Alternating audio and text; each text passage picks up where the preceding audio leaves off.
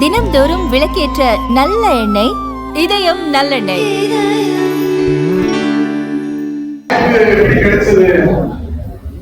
ஆட்சி அமைச்சர் தாவேக்காவுக்கு தொழிற்சங்க பிரிவே இல்லை, கட்டமைப்பே கிடையாது. இப்ப தாவேக்கா கட்சியில புதுசா ஒரு அத்தியாயத்தை தொடங்கி இருக்காங்க. ஆட்சி அமைச்சாச்சு, முதலமைச்சர் அணியில் அமர்ந்தாச்சு. அதனால அனைத்து கட்சியில் இருக்கக்கூடிய கட்டமைப்பை கூட நம் கட்சியில் வரணும்னா இன்னும் 1000 ஆண்டுகள் ஆகும் தாவேக்காவுக்கு. அப்ப அவருக்கு ஒரு யோசனை தோன்றி இருக்கு, நம்ம 100 ஆண்டு காலத்திலிருந்து கட்டமைப்பை வளர்ப்பதை காட்டிலும் யாராவது வளர்த்து வச்சிருந்தா அடுத்த கட்சியில் இருக்கக்கூடிய கட்டமைப்பை ஆட்ட போடுறதுனா இப்ப முதலமைச்சர் விஜய் ஜோசப் விஜயனுடைய களவாணிக்கலாம். அப்படிதான் இங்க இருந்த ஒருத்தர் வெள்ள முடிவு ஒருத்தர் பாவம் உங்களெல்லாம் வழிநடத்தை சொல்லி வழி தவறி போயிட்டாரு. அம்மாக்கு ஒரு ஆட்டோ போடுறது இருப்பாரு. நாங்க அப்ப பேரவை நடக்கிற போது சொல்லுவாங்க தொழிற்சங்க பேரவையா அம்மா பேரவையா ஒரு ஆட்டோ போடுறது நிறுத்தி அமைப்பு சாரா ஓட்டுநருடைய செயலாளர் ஆகிறாங்க. அதுக்கப்புறம் ஒரு குட்டியானை தள்ளி விட்டுட்டு ஒரு கிராய போடுறது நிறுத்தி தொழிற்சங்கத்துக்கே செயலாளர் ஆகிறாங்க. இப்ப பார்த்தா அந்த கேட்ல போய் பணியூர்ல போய் காவல் நிற்கிறாரு. நீங்க யார் வேணாலும் காவல் தூக்கி பணியூர் கேட்டுட்டு போகலாம். உண்மையான விசுவாசத்தோடு ஒருவரை கூட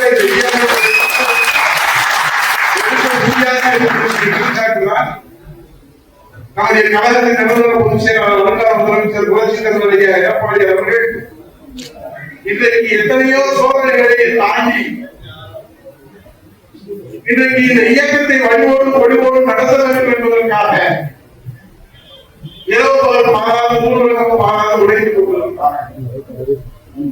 அவருடைய களத்தை வலுப்படுத்துகிற விதமாக கழக அமைப்பு ரீதியாக 82 மாவட்டங்கள், வருவாய் ரீதியாக 38 வருவாய் மாவட்டங்களிலே ஒரு துரும்பை கூட அசைக்க முடியாத ஒரே மாவட்டம் 3 மாவட்ட செயலாளர்களும் எடப்பாடியார் வாழ்ந்த எடப்பாடியார் வெளிநேரத்தில் சொல்லி சரித்திரம் படைத்த மாவட்டம் நம்முடைய மதுரை மாவட்டம்.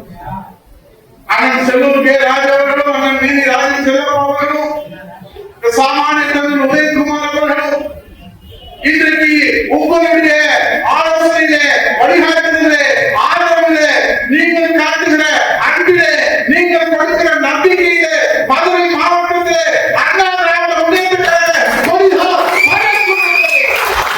எடப்பாடியார் தலைமையிலே நான் பறக்கும் என்பதை இங்கே நாங்கள் உறுதியோடு நின்று பணியாற்றுவதற்கு நீங்கள் தான் காரணம். இப்ப என்ன அண்ணா திராவிட முன்னேற்ற கழகத்திற்கு சோதனை எல்லாரும் சொல்றாங்க.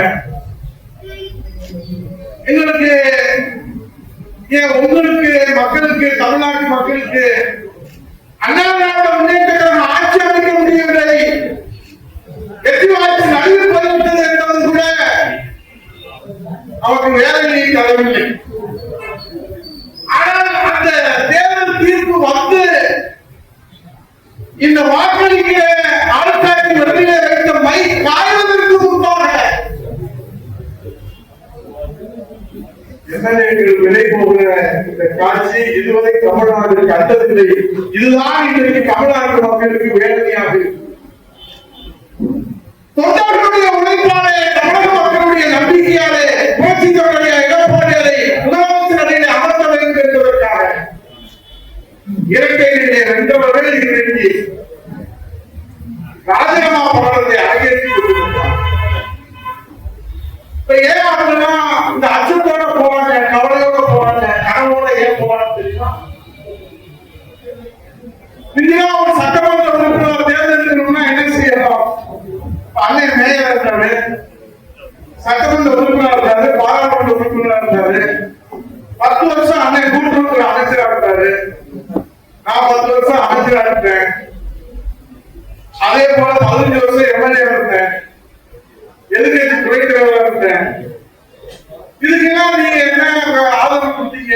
நீங்க எங்களுக்கு எல்லாம் ஒத்துழைப்பு கொடுத்தீங்க, அம்மா எங்களுக்கு போட்டு புரட்சி தலைவர் எடப்பாடி அவர்கள் எங்களுக்கு போட்ட விஷயங்களே நாங்கள் இவ்வளவு மக்கள் பணியாற்றுவோம். இப்ப என்ன வந்து தீர்ப்பு? மக்கள் சேவை மறந்து போனது.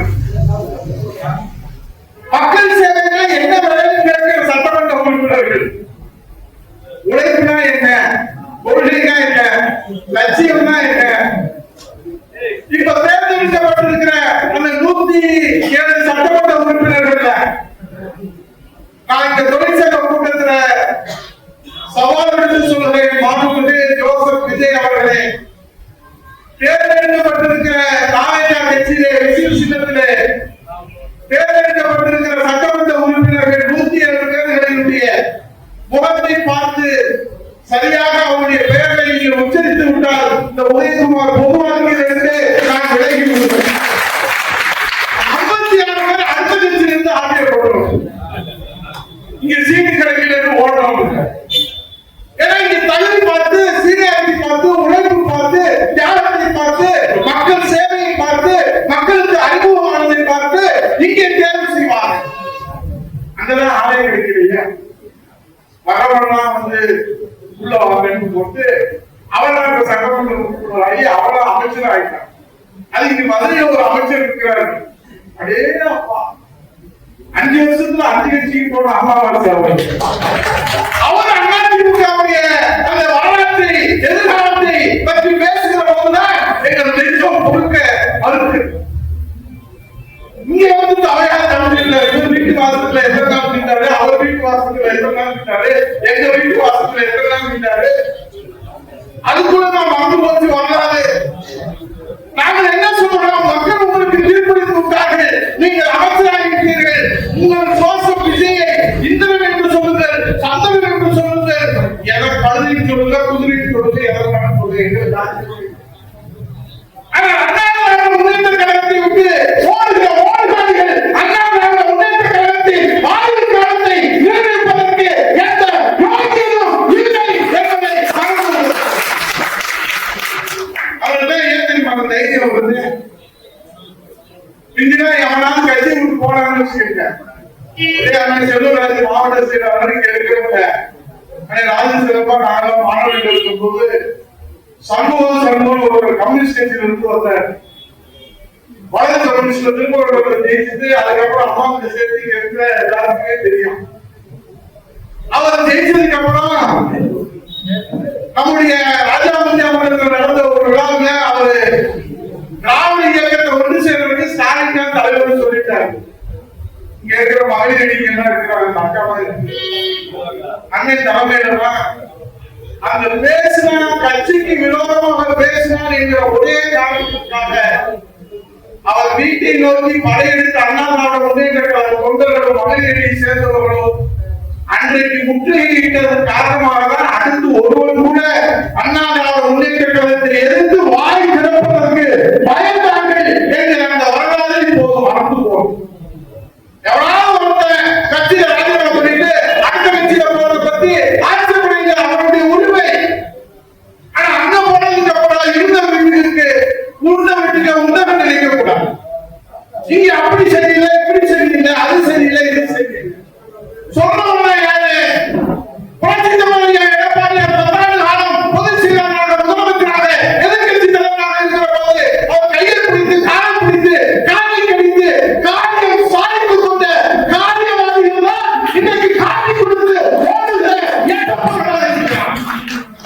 எல்லா காரியத்தையும் சாதிச்சு ஓடுறாங்க. ஓடி போக எங்களுக்கு ஆட்சி வருத்தம் இருக்கும். நீங்க போய் அங்க நல்லா இருக்க அதுவே எங்களுக்கு வருத்தம் இல்லை. அந்த காலுக்கு போய் நீங்க போய் டயரை தொடர்ந்து விடுங்க, டயரை கட்டி கூட எங்களுக்கு அவசியம் இல்லை.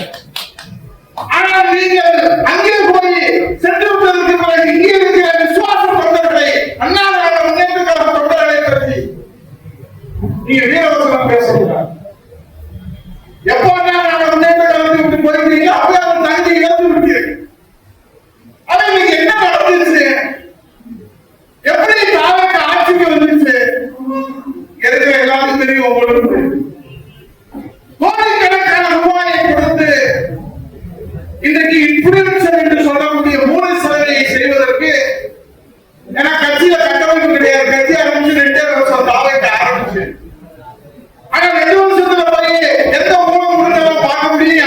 சொல்லக்கூடிய 2 கோடி தமிழர்களிடத்திலே 5 கோடி வாக்காளர்களை எங்கே போய் பார்க்கணும்? அதனால அவங்க என்ன செஞ்சாங்க? விஜய் பிம்பத்தை கட்டமைப்பதற்காக இன்ஃபுளுன்சர் என்று சொல்லக்கூடிய வகையிலே உழைப்பு தேவையில்லை, தியாகம் தேவையில்லை, போராட தேவையில்லை, முடிவுணர்வு தேவையில்லை, கொள்கை தேவையில்லை, கோட்பாடு தேவையில்லை, இட உணர்வு தேவையில்லை, தமிழ்நாட்டிற்காக எந்த தியாகம் செய்ய தேவையில்லை, தமிழ்நாட்டு மக்களுக்காக ஒரு சமு தண்ணீர் கூட ஊற்றாத இந்த ஜோசப் விஜய் இன்னைக்கு முதலமைச்சர் அரியணையிலே அமர்ந்திருப்பதற்கு மக்கள் காரணமாக மக்களை ஜென்சி தலைமுறை என்று சொல்லக்கூடிய 16 வயதிலிருந்து 19 வயதிலிருந்து 35 வயது வரை இருக்கிற அந்த ஜென்சி தலைமுறையை தவறாக மூடி சேவை செய்ததுதான் குற்றம் என்பதை இந்த ஆட்சி அமைந்திருக்கிறது, விட்டுக் கொடுக்கிறது. நம்ம மக்களுடைய பேர் ஆதரவுல சாசாரியா வந்திருக்கிறாங்க. ஜென்சி தலைமுறையை தவறாக வழிநடத்தியதன் காரணமாகத்தான் இந்த ஆட்சி இன்றைக்கு விட்டுக் கொடுக்கப்பட்டிருக்கிறது. உண்மை ஒரு நாள் வெளியே வரும். உழைப்பு தியாகம் 4 ஆண்டு காலம் புரட்சி தலைவர் எடப்பாடியார் முதலமைச்சராக இருந்தார். கொரோனா காலத்திலே மாணவ செல்வங்கள் பாதிக்கப்படுவார்கள் என்பதற்காக ஆல்பாஸ் முதலமைச்சர் என்று ஜென்சி தலைமையால் போற்றப்பட்ட முதலமைச்சர் நம்முடைய புரட்சி தலைவர் எடப்பாடியார். விவசாயிகள், தொழிலாளர்கள், கொரோனா வந்துச்சு அப்ப இந்த ஜோசப் விஜய் எங்க போனார்?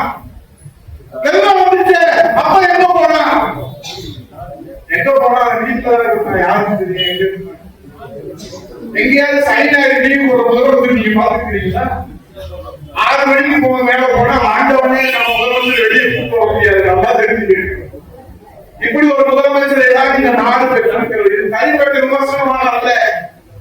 பொது வாழ்க்கையை வந்துவிட்டால் நீ நடிகராக இருக்கிறவரை, தாலுகா கட்சியுடைய தலைவராக இருக்கிறவரை உங்களை விமர்சனம் செய்வதற்கு நாங்கள் தயாராக இருக்கிறோம். 8 கோடி மக்களுக்கும் இன்றைக்கு முதலமைச்சராக இருக்கிற வழிகாட்ட வேண்டிய இந்த ஜோசப் விஜய் கொடுத்த வாக்குறுதி என்ன ஆச்சுன்னா பேய் பண்ணி குடிக்கிறான். சட்டசபை யாராவது கேள்வி கேட்டா இன்று போய் நாளை வாங்க சபையிலே நீங்க பதிவு செஞ்சாலும் அந்த பதில் வந்து பதிவாகும். பெரிய 10 வருஷம் எங்க அண்ணன் கூட்டுறதுக்கு அமைச்சரா இருந்தாரு. அது பதிவு எடுத்து பாத்தீங்கன்னா வில்லிலிருந்து புறப்படுகிற அம்பை போல அந்த பதிவு என்பது எதிரிகளுக்கு சிம்ம சோப்பனமாக அப்பாவுடைய ஆட்சியிலே எடப்பாடி ஆட்சியிலே பதிவு செஞ்சிருக்கிறோம். பேரை வந்துருச்சுன்னா நாங்க பதிவு செஞ்சிருக்கிறோம். திருமண கவுதிக்கு 1 லட்சத்துக்கு மேற்பட்ட திட்டங்களை புத்தகம் போட்டு வெளியிட்டாங்க. அப்படியே சொன்னேன், இதெல்லாம் நமக்கு சரியா வராது, புத்தகம் அப்படின்னு சொல்லி அன்னை வந்து நாங்க கூட இருக்கிறோம்.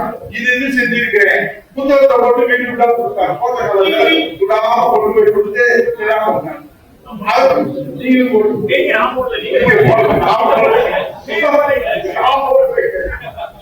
அவ்வளவு திட்டங்களை அந்த திருப்பரங்குன்றம் தொகுதி மக்களுக்கு செஞ்சிருக்கிறோம். அதனால இது ஒன்றும் நிரந்தரம் இல்லை. ஆட்சி அடுத்து நிரந்தரம் இல்லை. இதேதான் திமுக நாங்கள் சொன்னோம், சட்டசபை சொன்னோம், நாங்கள் 3 பேரும் பேசியிருக்கோம். ஸ்டாலின் அவர்களே விளம்பர வெளிச்சத்தில் நீங்கள் ஆட்சி நடத்தி கொண்டிருக்கிறீர்கள். அந்த விளம்பர வெளிச்சம் விட்டு போனால் நீங்கள் வீட்டுக்குள் உட்காரணும் அப்படின்னு சொன்னோம். நானும் கொஞ்சம் நாகரிகமா சொல்றேன். அது இப்ப இருக்கிற ஜோசப் விஜய் நல்லா சொல்றேன். 5 நிமிஷத்துக்கு குழப்பத்துல பேசுறதுக்கே முதலமைச்சர் கொண்டு போட்டாங்க. எவ்வளவு நாகரிகமான பேச்சு. பூர்வீக ராஜாஜி, கர்மவீரர் காமராஜர், புரட்சி தலைவர் எம்ஜிஆர், புரட்சி தலைவர் அம்மா, நம்முடைய புரட்சி தலைவர் எடப்பாடியார் அமர்ந்து அந்த முதலமைச்சர் அரியணையிலே அமர்ந்து கொண்டு இப்ப இருக்கிற இந்த தமிழரை சொல்றாங்க கொத்து போட்டா போட்டாங்க. ஓடு ஓடு ஓடு ஓடுன்னு ஒரு நேரம் ஓடுன்னு யார் ஓடுனா கல்லூரி யாரு சொல்லாத நம்ம புரட்சி தலைவர் எடப்பாடியார் இருக்காரு, அவர் ஒரு கல்வி படிவோம். அந்த பையன் அப்படியே சட்டசபையில வச்சு குடிச்சுட்டு இருக்கலாம். இவரு அவருக்கு வக்காலத்து வாங்கி அவருக்காக பேசி அவருக்காக சொல்லி அவன் வந்து தூண்டு போன சக்தி என்று ஜோசப் விஜய் அவர்களே சபாவிற்கு சொல்லுகிறேன். தூண்டு போன சக்தி என்று சொல்லுகிற ஜோசப் விஜய் அவர்களே, உனக்கு பில் இருந்தால் தாய் இருந்தால் அண்ணா திமுக தூண்டு போன சக்தி என்று பெயரை சொல்லி சொல்லுகிற அந்த தைரியம் இந்த முதலமைச்சர் ஜோசப் விஜய் இருக்கிறதா? சொல்ல மாட்டான். அண்ணா திமுக ஆட்டை போட்டுருக்கா அவர் அண்ணா திமுகவும் பேரணிய பெருந்தகை அண்ணாவுடன் திமுகவும் புரட்சி தலைவர்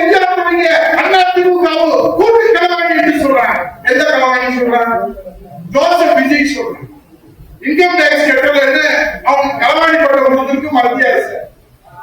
இன்னைக்கு எம்எல்ஏக்களை கலந்து போறான், கடவாடிக்கு போறான்னு நானும் சொல்லணும், நம்ம கூட சொல்லணும், எல்லா கட்சியிலும் சொல்றோம்.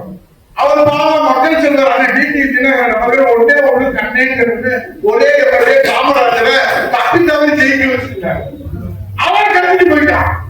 அவன் ராத்திரி பூரா ஐயா கவர்னர் ஐயா பாடியா கடந்துட்டு போயிட்டாயா.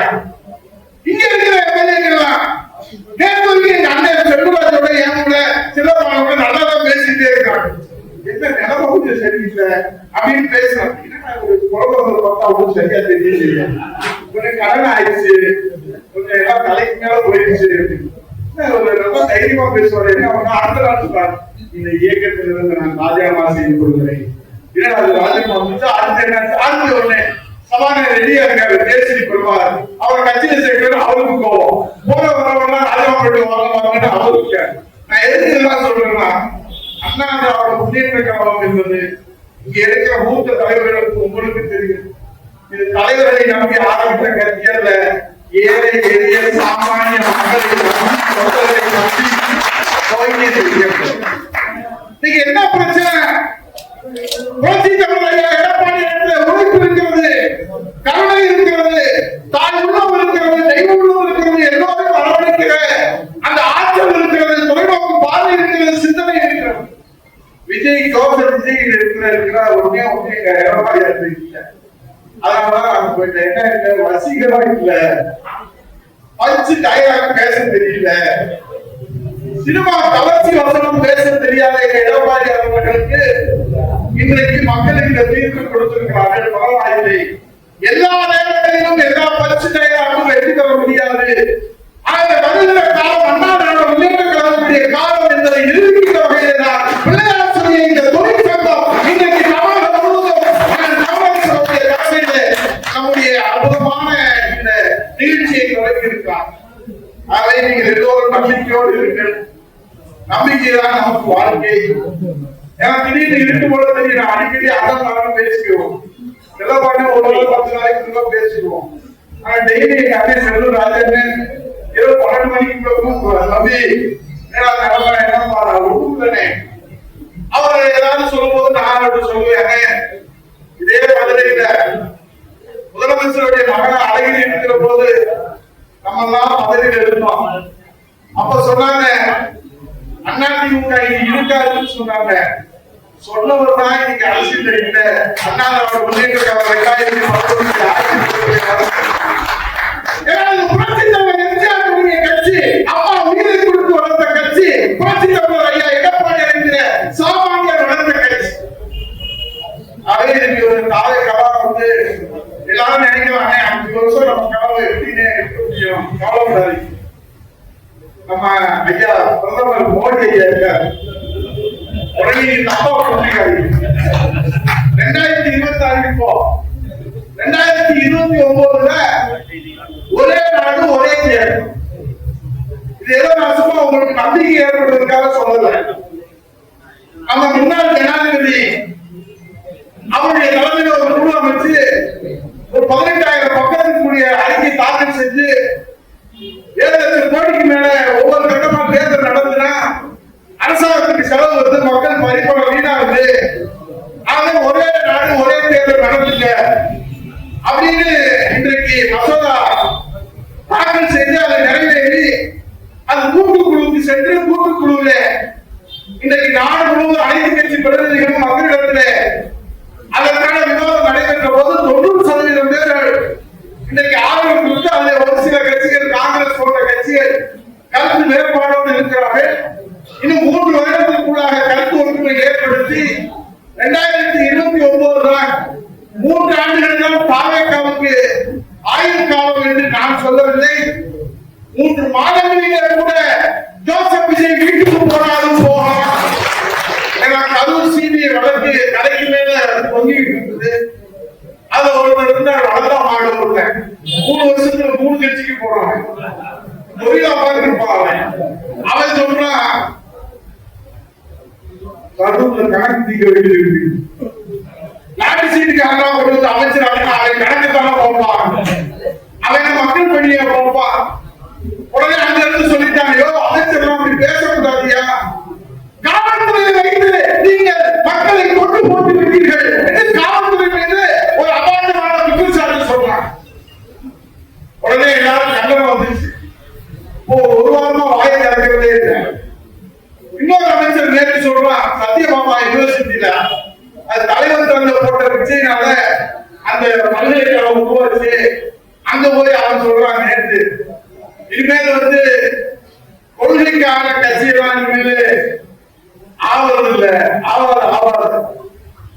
அந்த செட்டப்லாம் இனிமேல் எடுக்காது.